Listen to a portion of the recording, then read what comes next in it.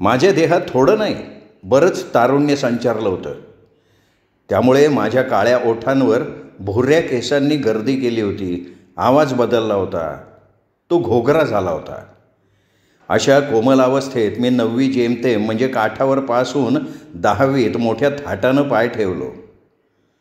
10वीचं वर्ष म्हणजे जीवन मरणाचं वर्ष असल्यामुळं मी प्रश्नांची उत्तरं पाठ करायचो.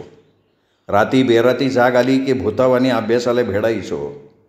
दिवसा पाठ केलेली उत्तरं झोपेत टायफॉईड झालेल्या मुलावानी बरगळायचो. बरगळणं झालं का झोपीत चालायचो. भानावर आलो का दंड बैठका मुरलेल्या पैलवानावानी मारायचो. कसरत करून घाम गाळायचो. अवघड काम केल्यावानी थकवा यायचा. म्हणून मी मळकटलेल्या आणि कळकटलेल्या सतरंजीवर आडवा व्हायचो. रस्त्याने भामट्यावानी भटकताना इंग्रजीचे उत्तर वेडा बडबडावा तसं बडबडायचो.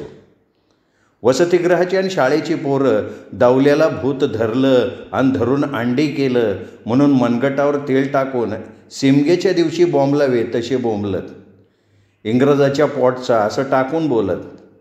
गबाळं आणि गाढवावरलं चुगळं म्हणून चिडवत. माझ्याकडं बघून वांद्रावाने दातं काढून हसत, टिंगल टावाळी करून आसुरी आनंद लुटत. माझ्या वर्गात एक कोमट्याचं गबाळं मतलबी पोर होतं. त्याच्या बापाचं आणि स्टेशन मास्तरचं सापामुंगसाचं वैर होतं. मनात गोडा असलेलं जात दडवं माझ्यासोबत राहायचं. संध्याकाळचं जेवण झाल्यावर आम्ही मायबापासून परदेशी पोरं रेल्वे स्टेशनकडं फिरायला जायचो. त्यामुळं तंग हातपाय मोकळे व्हायचे. शेळीच्या मागं बोकुड लागावं तसं कोमट्याचं पोर आमच्या मागं यायचं. आम्हा साध्या भोळ्या खेडूतांना 5 खडकूचं मसालं पान चारायचं. आम्हाला त्या पानाचं भलतं नवल वाटायचं. 4-5 रोज त्या मतलबी कार्ट्यानं आम्हाला मस्त पान खाऊ घातलं. 6व्या दिवशी पोरानं पोरीला घेराव तसं मला घेरलं. हसून म्हणला, दौलत, एक महत्त्वाचं काम आहे, करतोस का? एका पायाव करतो की. कोणचं काम आहे सांग की. दौलत, तुझं इंग्रजी फार छान आहे रे. किती सुंदर इंग्रजी बोलतो रे तू. स्वार्थी आणि पोटार्थी पोरानं मस्त चढवलं मला. शेळी बोकड चढावं तसा मी पर्रक्कन चढलो. मागचा आणि पुढचा विचार माझ्या खोपडीत येतच नव्हता. तुझं इंग्रजी छान आहे या वाक्यामुळं मी भारवलो. पोटरी फुलावी तसा फुललो. पोटात गुदगुल्या झाल्यामुळं खदखदून हसलो. तोंडाला येईन ते बोलायला लागलो. म्हणलं माझ्यावानी इंग्रजी कोणच्याच कडूची नाही. कसा बोलतो फाडफाड पोटाने काढल्यावानी. असं मी म्हटल्यावर बाजारूबाई गालात हसावी तसं ते पडपासलं पोर हसलं. त्याचं हसणं साधंसुद्धा नव्हतं. त्याच्या हसण्यात विषारी बी होतं. इचकलं पोर म्हणलं, दौलत, मी 2 इंग्रजीचे वाक्य लिहून देतो तुला. ते पाठ करायचे आणि स्टेशन मास्टरच्या पुढं जाऊन म्हणायचे. अरे स्टेशन मास्तर पुढंच काय, त्याच्या बापा पुढं जाऊन म्हणतो, दे पाठ करतो. Bastard, you don't have mind. Your wife is kept off cop. आता या 2 वाक्याचा मराठीत अर्थ ठावा नव्हता मला. मी वरील 2 वाक्य अर्ध्या तासात पाठ करून पैसे खिशात ठेवावेत तसे माझ्या सिलबन खोपडीत ठेवलो. आमचं संध्याकाळचं जेवण आटोपलं. मी काटे कुटे सरकटे आणि कोमटेचं पोर गप्पा मारत फिरायला निघालो. हांडगेन लांडगी पोरं लपावी तशी स्टेशनच्या बाजूला दडी मारली. मी दादावानी छातीवर काढलो. कुडतेच्या बायावर सरकवल्या. कार्यालयापुढं जाऊन स्टेशन मास्तरशी बोलायला लागलो. म्हणलं, may I coming sir? Yes yes, come in. What do you want? Nothing sir. Bastard, you don't have mind. Your wife is kept off cop. तुफानानं डेरेदार झाड हलावत असा तो स्टेशन मास्तर नखापासून केसापर्यंत हल्ला. गाढवाला टॅम्पियन मारावं तसं त्याने दम येईपर्यंत बदाडला मला. हाग्या मार सहन न झाल्यानं माझं नैकल ओलं चिम झालं. माणसं जमली, हिंदीत बोलायला लागली. साहब, ये लड़के ने चोरी किया क्या? बहुत तगड़ा है साला. चोरी किया होगा भोसड़ी का. नहीं, ये चोरी नहीं किया, ये गाली दिया. क्यों गाली दिया? अरे पागल है, इसलिए गाली दिया. देखिए, कृपया आप लोग जाइए यहाँ से. हौशे गौशे 900 भिंग पळाले. या सुवर्ण संधीचा फायदा घेऊन स्टेशन मास्तर माझ्या खांद्यावर हात ठेवून पान सगळत म्हणला, बाळा, तुझं नाव काय रे? दौलत पिराजी वाघमारे. कितवीत आहेस बाळा? 10वीत. बरं, काय रे मुला, बास्टर्ड आणि कॉप या 2 शब्दाचा अर्थ माहिती का तुला? नाही, मी हुंदके देत म्हणालो. दौलत, मग हे 2 शब्द कुणी पाठ करायला सांगितले होते तुला? त्या कोमट्याच्या दिपक्यानं. थांबा, मी बोलवून घेतो त्याला. असं म्हणून तो रागानं थरथरला. दिपक्याला आणि त्याच्या बापाला कच्चं खाऊ का वल्लं खाऊ असं करायला लागला. केबिनमध्ये खाकीवाला त्याच्या टोपीशी चाळं करत फटकल मारून बसला होता. म्हणून तो डोळे बाहेर काढून म्हणला, पोलीस, निवृत्ती साहूकार और उसके 10 नंबरी बेटे को 10 मिनट के लिए स्टेशन में बुलवाना. दोनों बाप बेटे की मुझे ऐसी की तैसी करनी है. खाकीवाला दांड्या हातात घेऊन पेटत जाऊन दिपक्या निवृत्तीला पुढं घालून आणला. स्टेशन मास्तर जखमी वाघ खवळावा तसा खवळला. दात ओठ चावत अवकाळी ढग गरजावा तसा गाडाडला. सावकार, तुमचं आणि माझं वैर हे खरं, पण माझ्या बायकोने काय केलं ते सांगा. ती बिचारी तुमच्या आणि माझ्या देणे घेण्यात आहे का? नाही. सावकार चोरावानी खाली मान घालून हळू आवाजात म्हणला. बरं, मग तिची निंदा नालसी का करताय? तिला आणि मला नाहक का त्रास देत आहे? फक्त 2 वर्षे राहिलीत माझी. सुखासमाधानाने निवृत्त होत्या मला. मी पोलिसांना सांगून तुमचा आंध्रातला तांदूळ पकडतो असं वाटतंय का तुम्हाला? म्हणून तुम्ही माझा बदला घेताय का? आता तुमच्या चोरट्या तांदळाचा कणसुद्धा तुमच्या नजरेला पडू देणार नाही, लक्षात ठेवा. तुमच्या अवकाळी पुतानं या भोळ्या लेकराला 2 टाकाऊ इंग्रजीचे शब्द शिकवले आणि ते मूल मला येऊन बोललं. नाहक मी त्याला मारलाय. वड्याचं तेल वांग्यावर आणि वांग्याचं तेल वड्यावर असं करू नका. यापुढे जर तुम्ही वाईट काम केलं तर मी तुमचा तळ उठवल्याशिवाय राहणार नाही. रांडला मैत्रानं झापावं तसं स्टेशन मास्तरनं सावकाराला झापला. माळ्यावानी काळं तोंड घालून त्यांनी दुकान जवळ केलं तेव्हा स्टेशन मास्तर म्हणला, बाळा, तू साधा आणि शंभो वारट्याचा गाधा आहे. तू चालू गाढवाच्या नादी लागून तुझ्या जीवनाचा खेळ खंडोबा करून घेऊ नको. डोकं जाग्यावर ठेव, अभ्यास कर. अभ्यास केल्याने तू पुढं जाणार आहे, तुझी प्रगती होणार आहे. वेळेचा सदुपयोग करून घे, वेळ तुझ्यासाठी थांबणार नाही. म्हाताऱ्या स्टेशन मास्तरचा उपदेश डोक्यात ठेवून मागं न बघता स्टेशनातनं पिसाळ्या कुत्र्यावानी पळ काढलो. सरळ वसतिगृहात येऊन धुळीनं माखलेल्या सतरंजीवर आडवा झालो. बाजारात बदडलं, घरी कोण कोणाला सांगत नाही तसं मी कोणाच्याच बधीर कानावर मला ठोकून माझं तेल काढलं म्हणून टाकलो नाही. परंतु माझं डोकं मात्र मंदावलं होतं. अंडू सडावं तसं सडलं होतं. पक्षी कुठंतरी दूर उडून जावा तशी माझी झोप उडाली होती. माशा घोंगाव्यात तसं माझ्या खोपड्यात अनेक वंगळ संगळ विचार घोंगावत होते. माझं मन माझ्या कानात मनगटावर तेल टाकून बोंबलत होतं. त्यामुळं माझ्या बसलेल्या कांठळ्या गपकन उघडल्या. माझं हावरं मन म्हणालं, दावल्या, तू लेकरू नाही कोकुरू आहे. तू थुकतवाड्याचं ऐकून होटावानी कूट खातो, गाढवावानी अंगाव खाट्या झेलतो, म्हशीव हलगट चढाव तसा चढू नको, कॉकरावानी वागू नको. लोक तुला भाजून खाऊन त्यावर तांब्यावर पाणी पिऊन समाधानाचं ढेकूर देतील. 1,00,000-1,25,000 पुरस्कार नाही मिळणार तुला. गुणी मुलासंग राहा आणि गुणी हो. मतलबी मुलासोबत राहून बुटं तुटेपर्यंत मार खाऊ नको. पडबियाचे पोरं सोबती वाटतात तुला, काम झालं की तेच तुझे शत्रू होत्यात.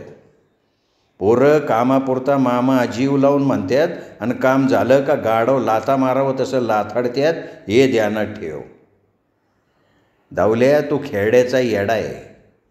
तो स्टेशन मास्तर तुझ्या बापावाने, त्याला जाऊन शिव्या दिला.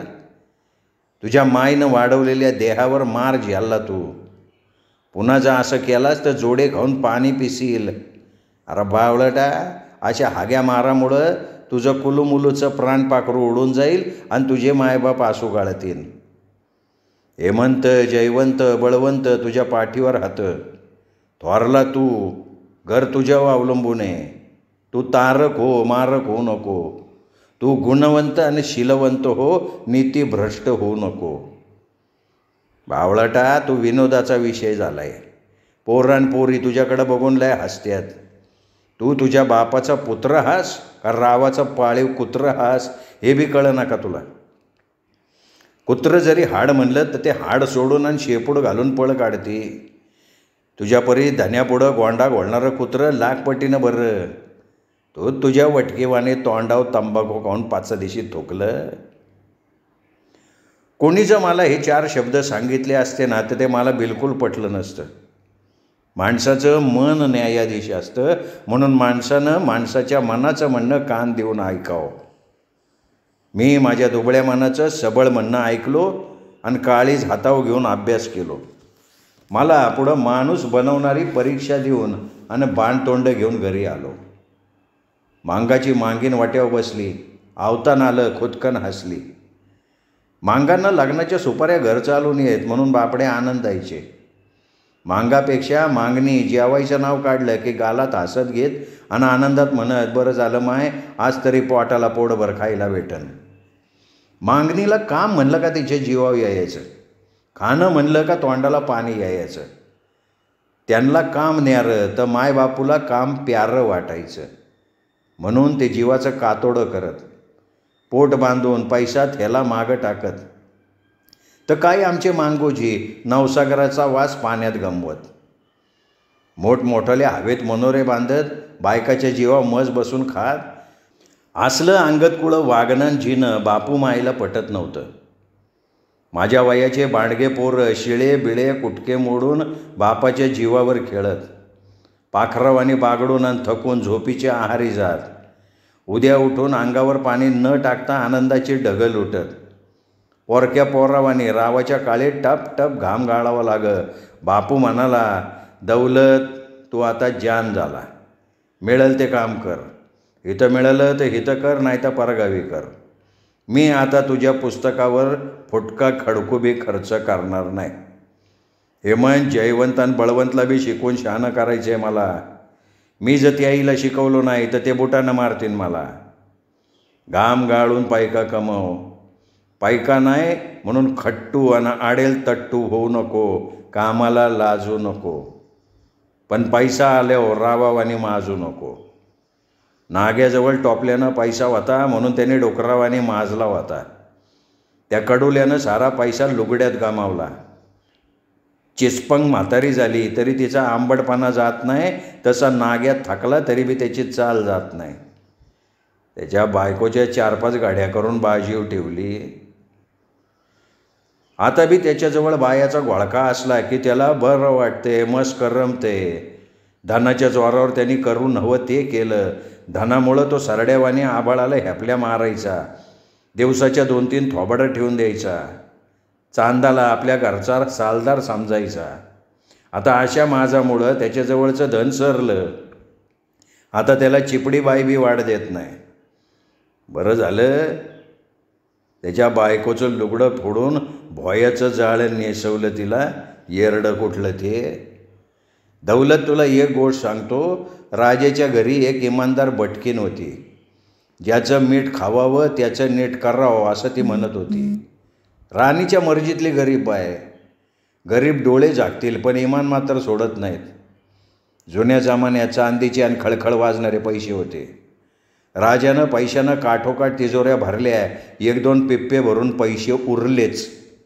राणीनं भटकिनीला हुकूम केला, त्या बिचारीने तिचा हुकूम पाळला. ढाळजात खसखस मसन खोदल्यावानी तिकासीनं कमरं इतका गाराड खणली आणि त्या गारडात पिप्पे ठेवून दिली. माती टाकून गाराड बुजवली.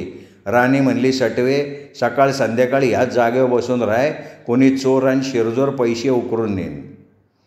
राणीच्या हुकमाप्रमाणे सटवी पैशावर तिचं पखालीवाली बूट टेकवली. डोंगरा एवढ्या गोष्टी करायला लागली. म्हणली, बाईसाहेब आपले थोरले राजसाहेब किती मस्त आहेत. माझी भागी तुमची सून म्हणून करता काय जी. दोघाची जोडी बेहतरीन आहे जी. पोरगी चमकोऱ्याच्या काडीवानी लवची खायची, वराड्याच्या पिलावानी कवळीच खायची, जांबाच्या फुलावानी नाजूक खायची. त्याहीच्यावर तांदूळ टाकून त्याहीचं लगीन उरकून टाकू. भटकिनीचे बोल ऐकून राणी गालात हसली. काल भटकीन चकोट होती, आज एकदम काय झालं तिला असं राणीला वाटलं. तिला रावलं नाही म्हणून भटकिनीचं म्हणणं राजाच्या कानावर टाकली. आपली भटकीन येडी झाली, बोलून हवं ते बोलायला लागली म्हणली. राजा तिला म्हणला, अगं ती नाही येडी झाली, येडी तू झाली. अंड्याव कोंबडी बसती का नाही तसं ती पैशावर बसली म्हणून तिला पैशाची वाप लागली म्हणून ती येड्यावानी बोलली. तू एक काम कर, त्या जागचे पैसे काढून दुसऱ्या जागी ठेव. ते पहिल्यावानी बोलतं का नाही बघ. राजाच्या म्हणण्यानुसार राणीने त्या जागचे पैसे काढून दुसऱ्या जागी ठेवली. बटकीन बिचारी त्या जागी तिचं काशी फळावानी बोट टेकवली आणि तोंडाला कुलूप लागल्यावानी ग बसली. दुसऱ्या दिवशी राणी हसत हातवारे करत म्हणली, सटवे, महाराज तुझ्या बागेला सून म्हणून करणार हात, उद्या तिला सजवून आणि घोड्यावर बसून राजवाड्यात घेऊन ये. ती कमकुवत दिलाची बटकीन भलते लाजली आणि हिरमुसली. चेहऱ्यावरचा आनंदच वसरला, तिचा चेहराच काळवंडला आणि बिचारी गायावाया करत म्हणली, बाईसाहेब माझी थट्टा करू नका जी, मी येडी आहे जी, मला का बी कळत नाही जी, माझ्या बागेला एक माळ उकरून खाणाऱ्या गरिबाला देईन जी. राणीनं राजाला सगळी हकीकत सांगून ती मोकळी झाली. राणीचं म्हणणं ऐकून महाराजा गालात हसला आणि म्हणला, महाराणी तिचा कसूर नव्हता, कसूर होता पैशाचा. तसं दौलत पैका जवळ असला की त्या बटकीवाणी करू नको.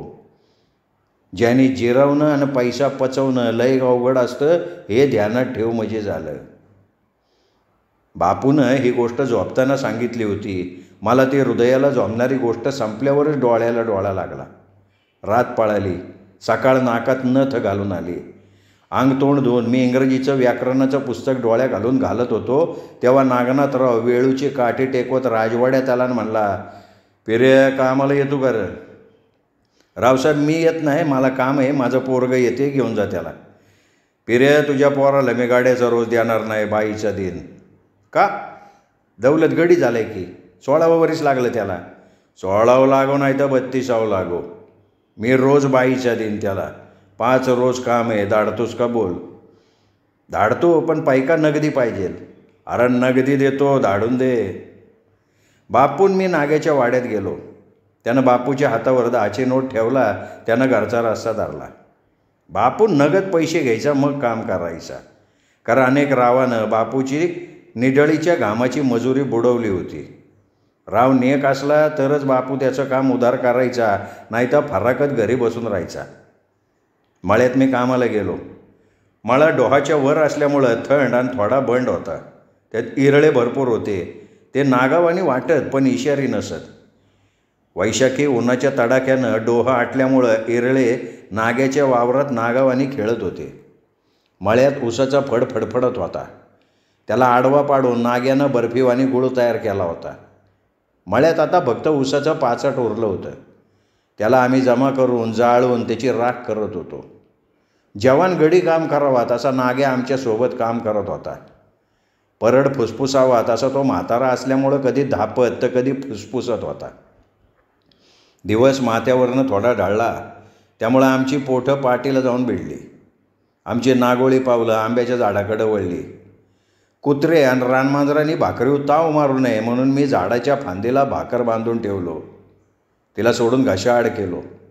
दारू पोटात पडल्यावर कैफ यावी तशी अन्नाची नशा आली मला.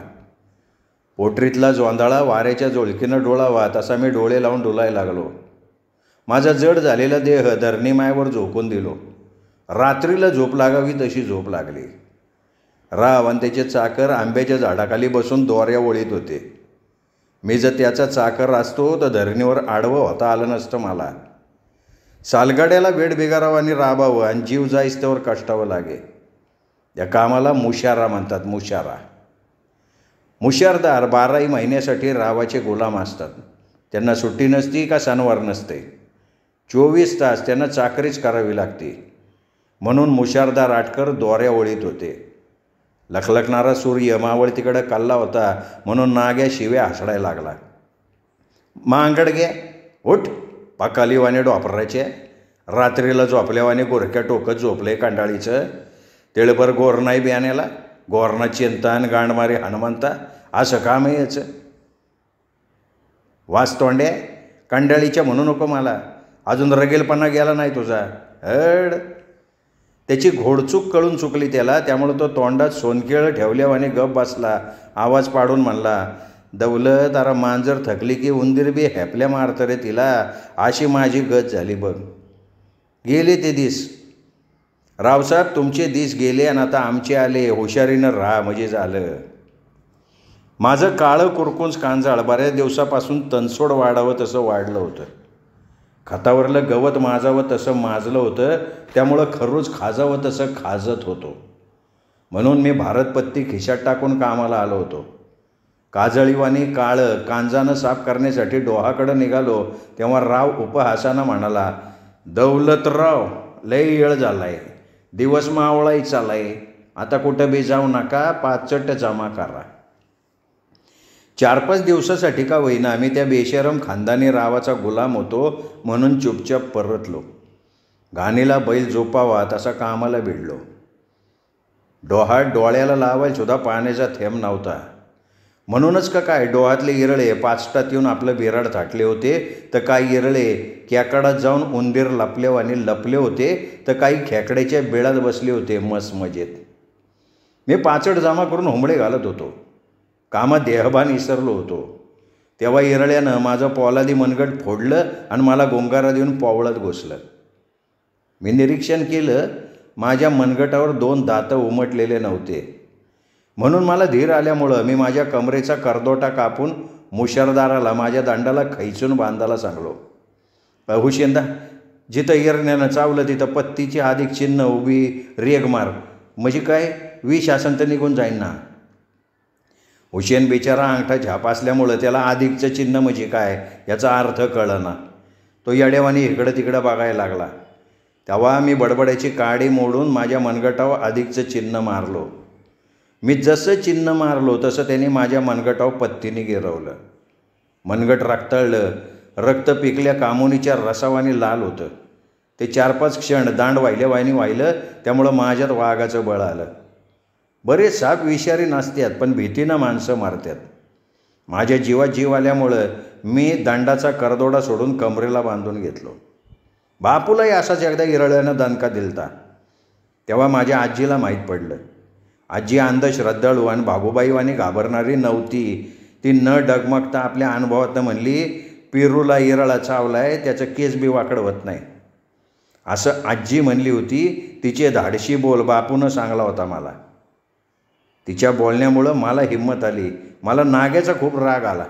त्याला खोंदळून जमिनीवर आडवं पाडावं असं वाटत होतं. मी भुवया उडवत म्हणलो, नाग्या, तो माणूस नाही, मास्तरचं गोंडा घोळणारं भांडं कुत्रे.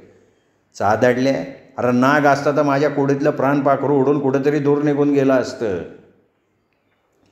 बापू उठता बसता झोपताना अभ्यास करता नेहमी नवं माणसाचं मन मोहून टाकणाऱ्या तारक गोष्टी सांगायचा. म्हणायचा, दौलत, कामाच्या गाड्यानं खिशात दोरी आणि पत्ती ठेवाय पाहिजे. येळ वकत सांगून येत नाही. सर पिखारी असो का नसो, ज्या जागी त्यानं चावलं ती जागा पत्तीनं कापून टाकावं म्हणता माणूस या आलम दुनिया सोडून जात नाही. बापूनं अशी मोलाची माहिती मला सांगितली होती. जसं त्यांनी सांगितलं तसं मी केलं, म्हणून मला बी बरं वाटलं. मला गाबाळानं येडं म्हणणारे, पहिल्या क्रमांकानं पास होतो म्हणून अभिमानानं डोलणारे दात विचकून ओतानं पडले. शंकर हमाल बडबडत घुमावा तसा उमरीनं हिंडायला लागले. विनय भंग केलेल्या पोरीवाने दिसायला लागले. मी मात्र पैलवानानं फड जिंकाव तसा छाती वर करून उमरीनं भटकायला लागलो. माजलेल्या हत्तीवाने झालो होतो. माझा आनंद जास्त काळ नाही टेकला. पसरट पात्राच्या मांजरीचा पूर उतरावा तसा जरकन उतरला. बापूचा आनंद मात्र बराच काळ टेकला. मस्ताडलेला वाघ डुरडुरावा तसा बापू गावात गुरगुरत येरझाऱ्या मारायला लागला. त्याचा धरणीमायवर पाऊल ठेवत नव्हता, इतका तो धुंद झालता. माझे वर्गबंधू जेमतेम काठावर पास झाले होते. ते PUCत प्रवेश घेतले होते, तर काही पोरं पोटाला पोटभर भाकर मिळावी म्हणून DEDमध्ये प्रवेश घेण्यासाठी धडपडत होते. बापूचा सल्ला घेतल्याशिवाय कोणतंच काम मला करता येत नव्हतं. म्हणून त्याला विचारलं, बापू, DED करावं असं वाटतंय मला, काय करू? DED केल्यानं कोणची नोकरी लागते ते आधी सांग मला. शिक्षकाची लागते, ते फायद्याची असते. बरं, पगार वगार काय म्हणतात त्याला, ते किती मिळतं? काय 6-6 मिळतील. 6-6 मग नको करू ते DED. हे 6-6 आता पुरतात, खाणारे तोंड वाढले की पुरत नसतात ते. DED करायची तगडी इच्छा होती माझी. वाळूत पाय दाबावा तसं ती दबली. म्हणून मी PUCत कलेत प्रवेश कायम केलो. ही कला बला वाटायला लागली मला. वसतिगृहात पण नंबर लागला. खाऊन पिऊन महिन्याकाठी 30 रुपये माझ्या खिशात खुळखुळायला लागले. मला ते 300 रुपयेवाने वाटायला लागले. खिशातले 10 रुपये न चुकता हेमंत, जयवंत आणि बळवंत या माझ्या 3 भावासाठी सगरोळीला जायला लागले. मी महाविद्यालयात सजगुऱ्याच्या दाटावाने मान ताठ करून शिकत होतो. भीमबाबाची शिष्यवृत्ती नियमित मिळत असल्यामुळं मी बराच रेसबाज, निडर आणि बेरडावानी बेरड झालो होतो. धर्माबाद शहर आंध्राच्या सीमेवर असल्यामुळं आंध्राच्या रीतिरिवाजात पोहत होतं. तिथले भोळे भाबडे लोक महाविद्यालयीन टुकारांना घाबरत, थरथर कापत. एक जरी कोणी थोबाडे ठेवून दिली तरी ते चूप राहत. आपलं चुकलं अशी स्वतःची समजूत घालून धूम ठोकत. मुक्या, दिन्या, हऱ्या, नाऱ्या आणि मी खूप अवकाळी पोरं. लोकांच्या पायावर पाय ठेवून भांडणं विकत घ्यायचो. दादावानी दादागिरी करायचो. आम्ही रस्ता चुकलेले पांडव 12पर्यंत भटकायचो. खिशात ओळखपत्र असल्यामुळं खाकीवाल्यांनाही बेशर्माचे वाळले पान समजायचे. म्हणून आम्ही आमच्या कुडत्याच्या गुंड्या उघड्या करून डोम्यावाने रस्त्यावरनं डोलायचो. मुक्या, दिन्या, हऱ्या, मांगा माराची तरुण पोरं. फुकटाच्या खाऊन आडवं तिडवं फुटले होते आणि वाट दिसेल तिकडं धावत सुटले होते. त्यांचं उंची आणि जाडजूड देहामुळं लोकांवर आणि पोरावर तात्पुरतं इम्प्रेशन पडायचं. नरे आणि मी 17 वर्षाची कोवळी पोरं असल्यामुळं आमचं इम्प्रेशन कुत्र्यावर पण पडत नव्हतं. कुत्रं आम्हाला बघलं का मांड्यातलं शेपूटवर करून भुकत होतं. माझा नऱ्याचा मार्ग चुकल्यामुळं आम्ही दोघं नवा मार्ग शोधत होतो. मुक्या, दिन्यान, हाऱ्या हे कावसाचे बेने जेबकत्रे होते. आम्ही ह्या पुतासोबत राहिल्यामुळं आम्हाला सुद्धा लोक जेबकत्रेच म्हणत होते. या तिघानं या धंद्यात पक्क केलं होतं मला. पण या जीवघेण्या धंद्यात माझं मन रमत नव्हतं. माझ्या भावनाप्रधान मनाला टाचणी टोचल्यावानी वाटत होतं. म्हणून माझं हावरं मन कावरं होऊन पतंगावानी गगनात गारेवानी झेप घेत होतं. माझी इच्छा नसतानाही मी त्या धंद्यात दिवाळीपर्यंत रमलो. हरामखोरांचे खिशे कापले. 1,500 रुपये कमवलो. पण बिनघामाच्या पैशाकडे बघून समाधान मिळत नव्हतं मला. म्हणून मी जेबकत्र्यापासून दूर व्हायला लागलो. हा दुराचारी मार्ग सोडून तथागताचा सदाचारी मार्ग धर असं मन माझ्या कानात सांगायला लागलं. दवल्या रक्ताचं पाणी करून कमावलेला पैसा लय दिवस पुरतो. फुकाचा पैसा एका वाट्यानं येतो, 1000 वाट्यानं जातो रे. असल्या पैशात बरकत नसती र, हे ध्यानात ठेव म्हणजे झालं. मनाचा उपदेश पटल्यामुळं बिना घामाचे गंडे कावड्यावाने वाटायचे मला. मी पानाला हात न लावणारा, पानाचे सुगंधी विडे कुत्रं हाडूक चघळावं तसं चघळायला लागलो. चहाला स्पर्श न करणारा मी चहाची कपर रीते करायला लागलो. बाहेरचं चटक मटक घशाड करायला लागलो. खारी खोबरं स्वप्नातसुद्धा दिसत नव्हतं, त्याच्यावर ताव मारायला लागलो. अभ्यासाला बसलो का गाडीत माणूस डोलावा तसा डोलायला लागलो. झोपेनं घेरलं की सतरंजीव आडवा व्हायला लागलो. मुक्या, दिन्या, हऱ्या, नाऱ्या हे बाईल येडी पोरं होती.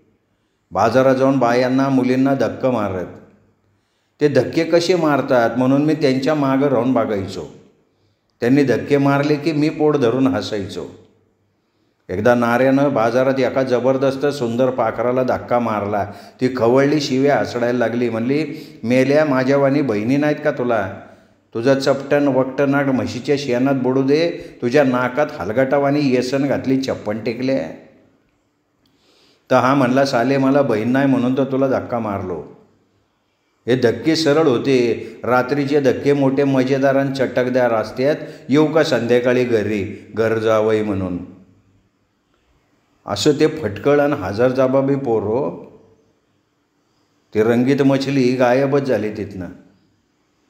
काही तारुण्यानं कावऱ्या बावऱ्या झालेल्या पोरांच्या सुखद धक्क्यामुळं गालात हसत, तर काही ठेसक्या किरडावानी चिडत. म्हणून पोरं त्यांचा नाच सोडत. ज्या शौकीन बायका असत त्या हसत. त्यांच्या मागं पोरं बकऱ्यावानी लागत.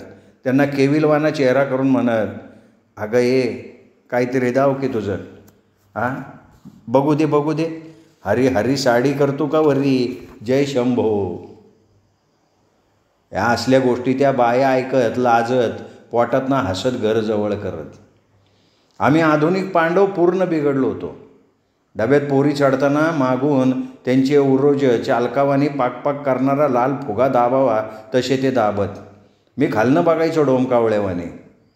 जाग्या उड्या मारत वेडगळ आनंद भरपूर लोटायचो. एकदा घडू नये ते घडलं. मुक्या दिन्या हाऱ्या नाऱ्यान मी धर्माबादच्या रेल्वे स्टेशनात भटकत होतो तेव्हा गाडी रावाच्या बायको आणि नटून थटून सळसळत नागबोडी वळणं घेत आली. तोबा गर्दी होती तिला. तेव्हा 4-5 तारुण्यानं लदबद झालेल्या मुली लगबगीनं बोगीत घुसत होत्या. त्यांची 4-5 माणसं फलाटाव होती. ते त्या मुलींचे वडील नाही तर भाऊ असावेत. आमच्या 4 अवकाळी पुतानं त्या मुलींचे उर्रोज जबरदस्त दाबले. त्यांनी टाहो फोडला. त्यांचा टाहो ऐकून त्यांच्या पालकांनी चोराला धराव तसं त्यांना पकडलं, बोगीतनं खाली खेचलं, मरेपर्यंत बदडलं. रावलं नाही म्हणून मी दादावाने आवाज चढवला आणि म्हणलो, मामा जाऊ द्या, ही पोरं नाही खेचरेत, चूक झाली त्यांची माफ करा. मी खडा टाकल्यामुळं माणसं रागानं थरारले. मलासुद्धा चोराला धरल्यावानी धरले, ढोपरावर नाग बुटाच्या लाथा घातले आणि बायावर करून म्हणले, चिपडी बोलली आणि सोयरीक मोडली. आज चिपडा ह्या चिपड्याचा दोस्त दिसतोय.